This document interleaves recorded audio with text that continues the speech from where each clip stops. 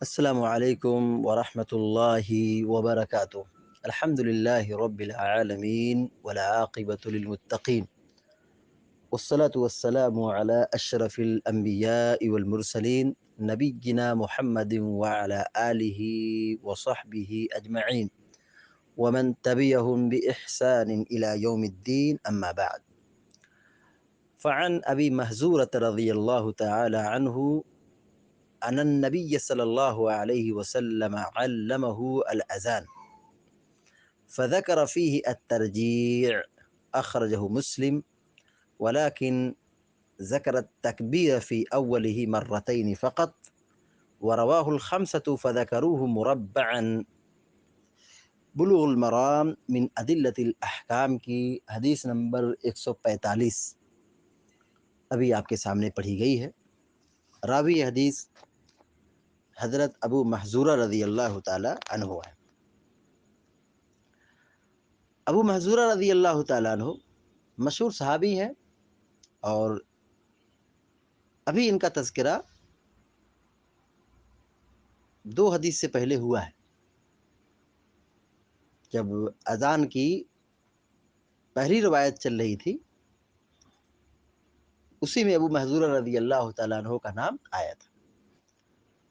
ابو Mahdhura یہ کنیت ہے، ان کا نام سمرہ یا اوس رضی اللہ تعالیٰ عنہ ہے۔ سمرہ نام ہے یا اوس ہے۔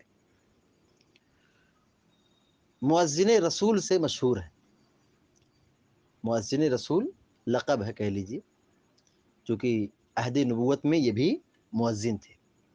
مدینہ میں بلال حبشی رضی اللہ تعالیٰ عنہ، عبداللہ بن ام مکتوم رضی اللہ تعالیٰ عنہ یہ مؤذن تھے مسجد نبوی کے، اور مکہ کے اندر مسجد حرام کے مؤذن ابو محذورہ رضی اللہ تعالیٰ عنہ تھے۔ فتح مکہ کے بعد انہوں نے اسلام قبول کیا اور مکہ ہی میں رہے اور مسجد حرام کے مؤذن رہے۔ سن 59 ہجری میں آپ کی وفات ہوئی، ابو محذورہ رضی اللہ تعالیٰ عنہ کی وفات ہوئی۔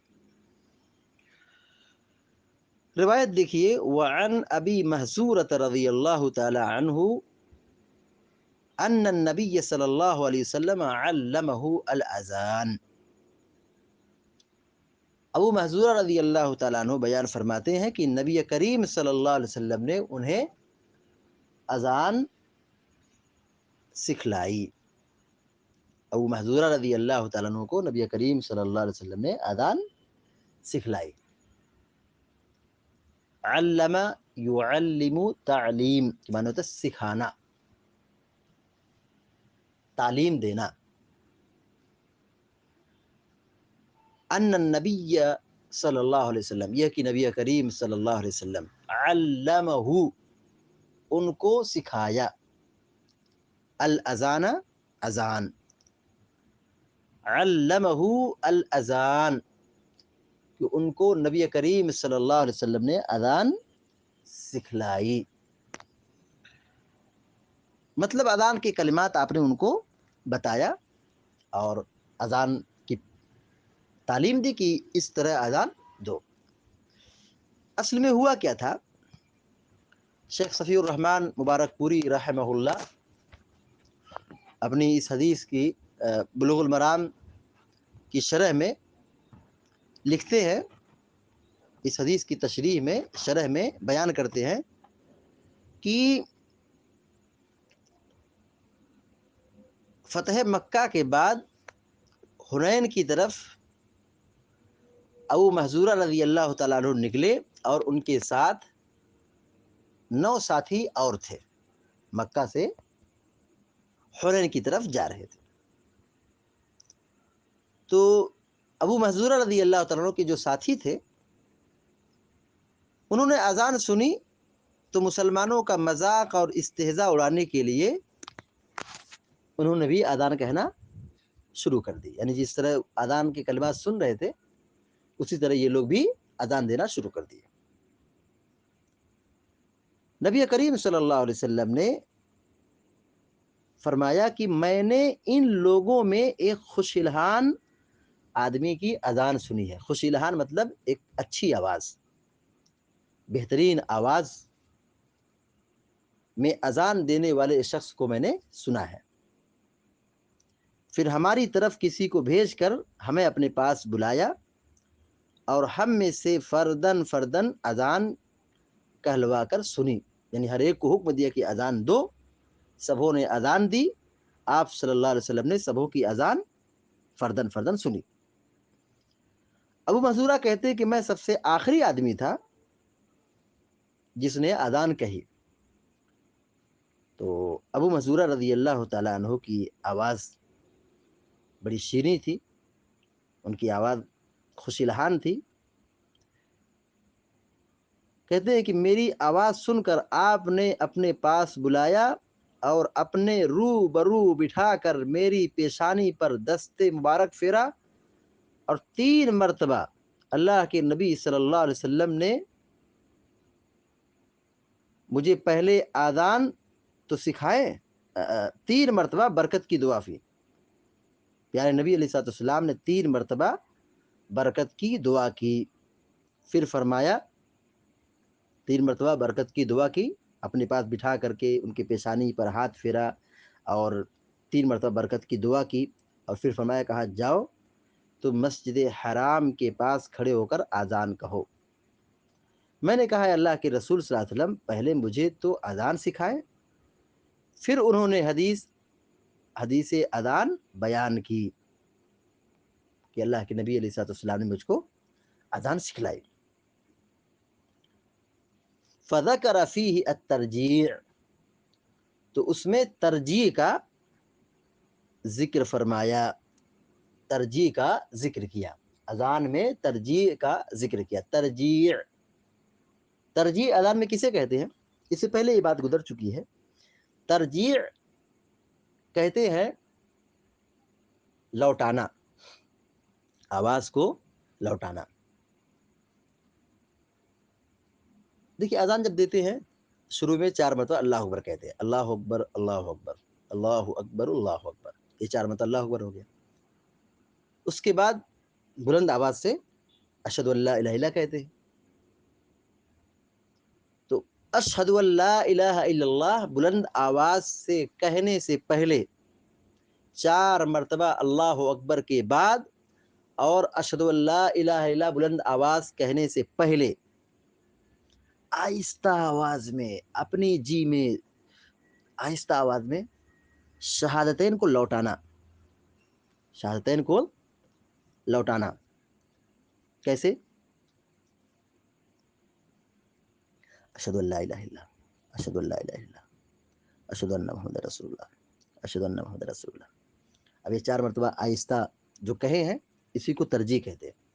اب اس کے بعد جیسے اذان ہوتی ہے ویسے اذان بلند آواز میں اشہد ان لا الہ الا اللہ، اشہد ان لا الہ الا اللہ، اشہد ان محمد رسول اللہ، اشہد ان محمد رسول اللہ، ایسے اذان دیں گے۔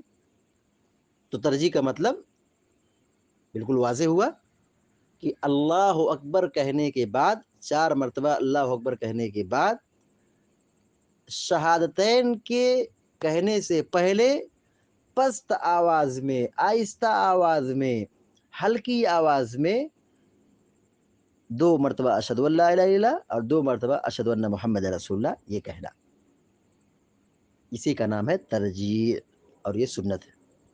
اسی کا نام کیا ہے؟ ترجیع اور یہ سنت ہے۔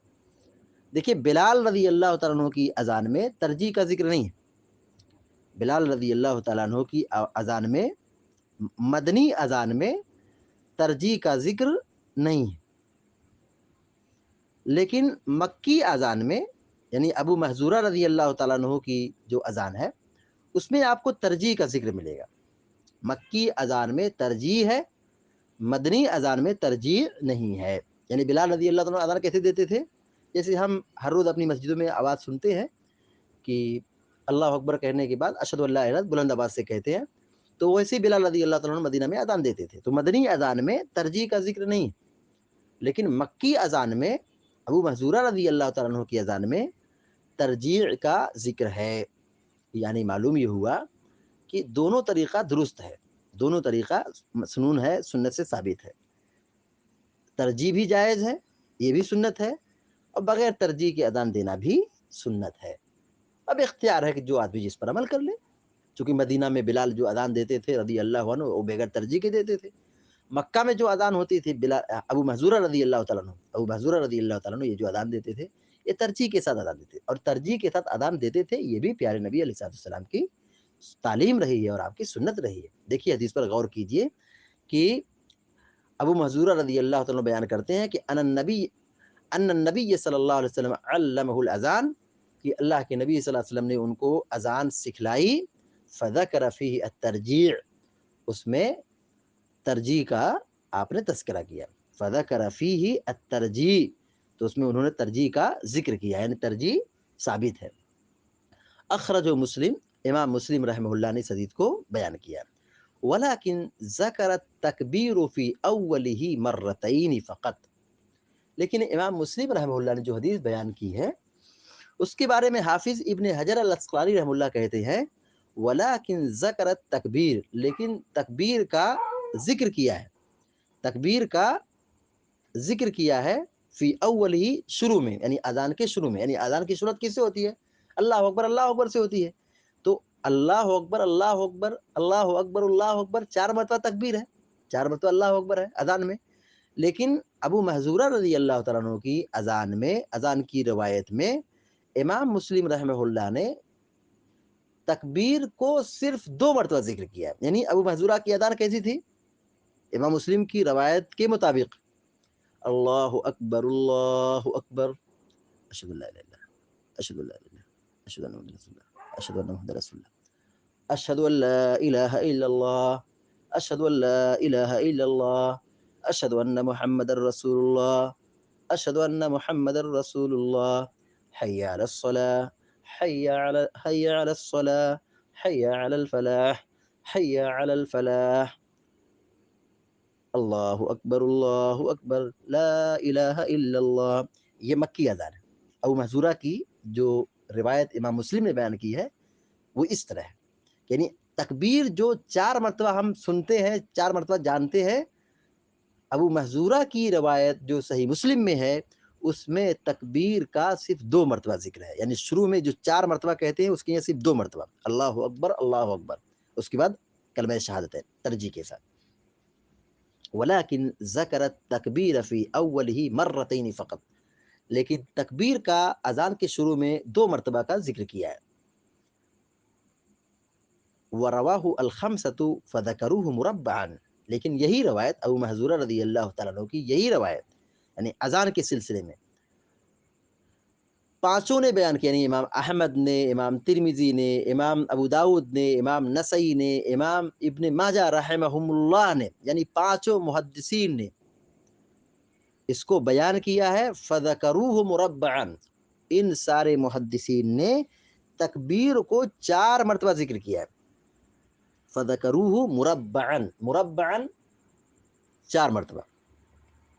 فذکروہ ان لوگوں نے اس کو بیان کیا یعنی تکبیر کو بیان کیا ہے. مربعا کے معنی 4 مرتبہ یعنی تکبیر کو 4 مرتبہ ذکر کیا جیسے اذان بلالی ہے. یعنی بلال رضی اللہ تعالیٰ عنہ کی جو اذان ہے اس میں 4 مرتبہ کا ذکر ہے. اسی طرح ابو محذورہ رضی اللہ تعالیٰ عنہ کی روایت میں بھی 4 مرتبہ کا ذکر موجود ہے. کس میں؟ مسند احمد میں سنن ترمذی میں سنن نسائی میں سنن ابن ماجہ میں سنن ابو داود میں. یعنی 4 سنن میں اور مسند احمد میں 4 مرتبہ تکبیر کا ذکر موجود ہے. لیکن صحیح مسلم میں 2 مرتبہ کا ذکر موجود ہے. تو اب 4 اور 2 یعنی ایک روایت یعنی 2 قسم کی روایت پائے گئے.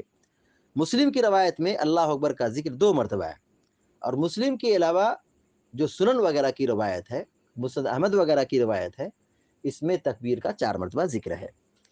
تو دونوں روایتوں میں کوئی ٹکراؤ نہیں ہے کیونکہ دونوں روایتیں اپنی اپنی جگہ پہ صحیح ہیں. تو دونوں پر عمل کر لے کوئی حرج نہیں ہے. یعنی شروع میں 2 مرتبہ تکبیر کہیں یہ بھی درست ہے اور 4 مرتبہ کہیں یہ افضل ہے.